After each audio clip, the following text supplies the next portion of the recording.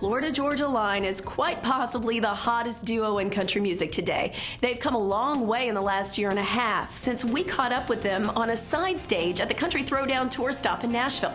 They recently celebrated several #1 hits, including their most recent, Stay.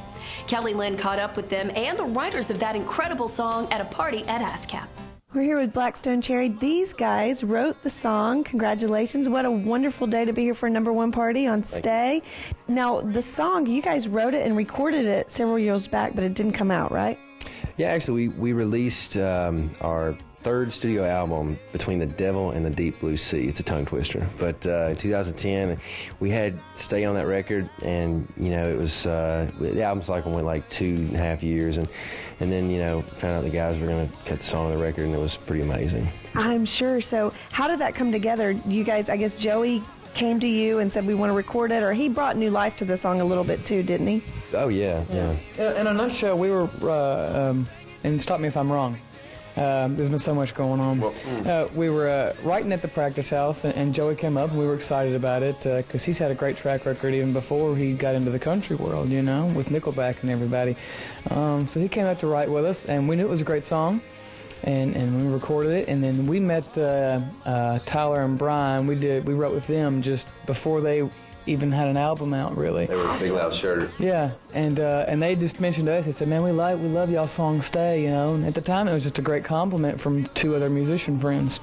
And then next thing you know, they got signed and blew up, and then we got an email and said, hey, your song's on their album. And it was like, awesome, you know, it's incredible. And then they released it as a single, which is just like, you know, it was already cool for it to be on an album. And then for them to release it as a single and it do what it did was just something that we didn't imagine.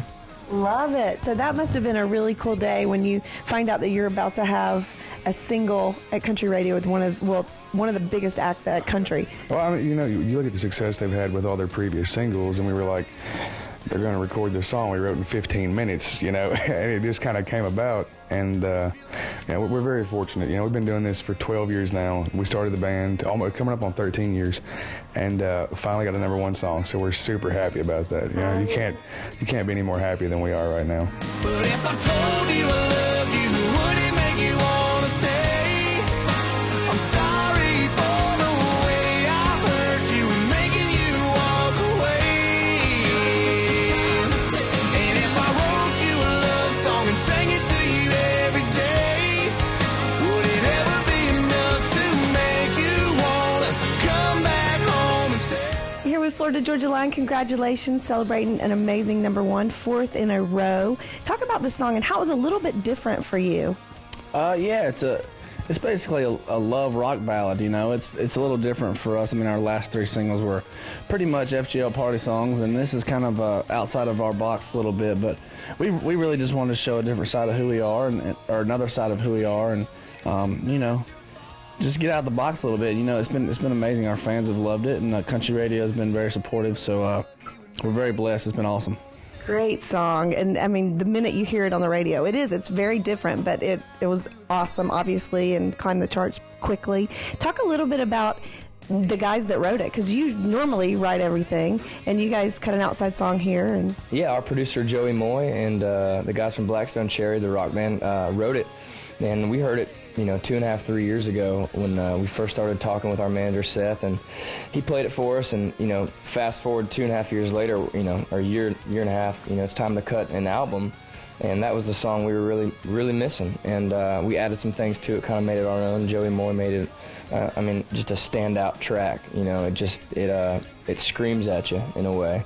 And we're just very blessed to be a part of a song like that. We knew it had a special message, but it wasn't until we took it out on the road, and still to this day, I mean, the response is incredible. It's you know, definitely talking to people and moving people. So it's really cool to see how powerful that song really is, even how old, you know, a couple years old. It's really neat. ACMs are coming up, 4 nominations. Congratulations. And you're also going to be hosting the Fan Jam? I love the number 4. I think 4 is good. It is a good number for you 4th guys single, today. 4 weeks in a row, and 4 nominations. So let's just stick to that. I love it. Yeah, the Fan Jam, we're excited about that. I think Paisley did it last year. We thought it was super cool, and it's going to be fun to interact with the fans and get to play a show and host that whole thing. It's going to be fun. You guys are perfect for that. You're a lot of fun too. Yeah. So we're definitely excited. We probably won't have any fun. Probably won't party. We're gonna be watching. Thank you so much. Congrats. We still have tons more music up ahead, so make sure you keep it right here on Inside Music Row. Singer-songwriter Susie Boggess gives a nod to Merle Haggard on her latest album. Find out why when we come back. Don't go away.